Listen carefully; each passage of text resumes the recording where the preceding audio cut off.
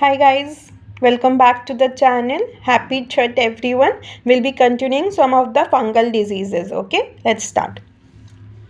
Some other fungal diseases. Okay, I'll be dealing all these in brief. Only dealing mucormycosis in detail because it has been a thing during the COVID areas, and as a oral and maxillofacial surgeon, we have seen many of cases of mucormycosis.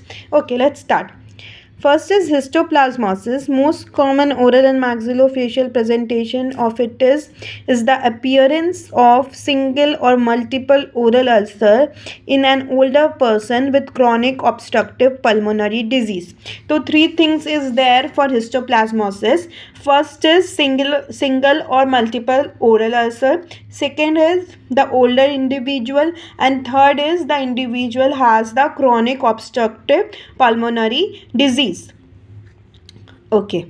Now second is coccidioidomycosis, occurs either on skin or on oral mucous membrane as a soft fleshy mass or ulcerative lesion representing a disseminated focus from pulmonary disease. Okay, in this also there is a pulmonary disease in the patient, and the thing which we see in oral mucous membrane or on the skin, it has been disseminated from this pulmonary disease, and it appears as a soft fleshy mass or an ulcerative lesion. Soft fleshy mass or an ulcerative lesion. Now coming to the third one is blastomycosis, deep fungal infection that has a primary pulmonary involvement. Okay, in both of the three we have seen that there is a pulmonary involvement that then disseminate via hematogenous routes to other organs, particularly to the skin, bones, oral cavity and pharynx via cupped of sputum.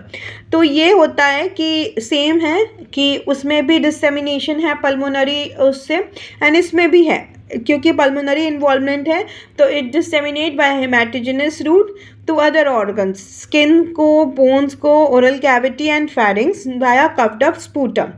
The oral lesion are raised, fleshy, verrucous lesion with a mild or no pain. तो ये भी same होते हैं, flashy होते हैं, raised होते हैं, but they appear as a verrucous lesion that is an exophytic growth with mild और नो पेन. ओके, तो ये तीनों में मोस्टली पल्मोनरी इन्वॉल्वमेंट होता है. Now okay, treatment for all three is oral itraconazole. In doses or in different attributes, the treatment mainly consists of oral itraconazole. So, okay. Now coming to the mucormycosis, clinical presentation and pathogenesis. Maxillary and orbital cellulitis in a person with inadequately controlled diabetes with ketoacidosis. Okay, the main feature is the maxillary and orbital cellulitis.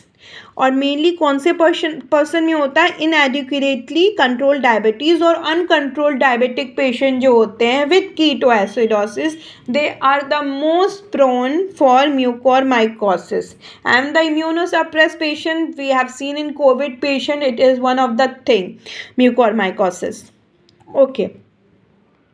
Now it is caused by organism of mucorales family, that is Absidia, Mucor and Rhizopus. These three organisms or these three fungi of this family, mucorales, are responsible for mucormycosis. They are non-pathogenic saprophytic soil fungi associated with decaying vegetable matter. So they are soil fungi.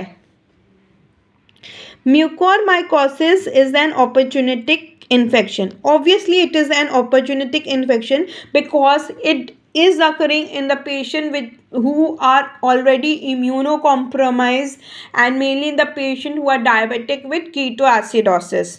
Okay, some other patient in which mucormycosis is common are: first is the majority of cases have uncontrolled diabetes, obviously. Then second is transplant related immunosuppressive therapy patient, AIDS patient, renal failure patient, leukemia patient, and even severe burn patient. Okay, that's all for today. It's about mucormycosis. We will dealing this in next class. Till then, like, share, subscribe, and comment. Bye.